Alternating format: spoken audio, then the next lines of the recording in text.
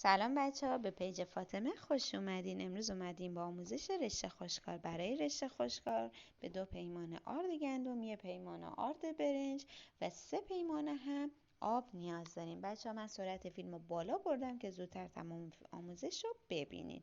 آرد رو توی ظرف بزرگ الک میکنیم، بعد 1 لیوان آب اضافه میکنیم، کمی که هم زدیم لیوان دوم آب رو اضافه میکنیم که آب و آرد با هم حل بشن. اگه نیاز بود کم کم آب لیوان سوم رو اضافه کنین. از همزن و گوشت برقی هم میتونین برای هم زدن استفاده کنین.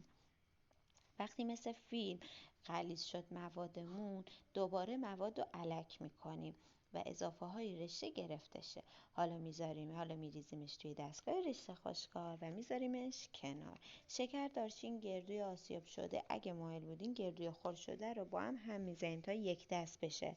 مایتابه تفلون رو روی گاز رو شعله خیلی کم میذاریم که داغ شه. وقتی که داغ شد چند قطره روغن توی مایتابه میریزیم. حالا مواد رشته رو میریزیم تا مواد کامل بسته بشه. زیاد نذاریم بمونه که موادتون خراب میشه. مواد رشته خشکای ما آماده شد. نوش جونتون. ممنون که منو فالو کردین و لایک میکنین و پستای خیلی قشنگ میذارین.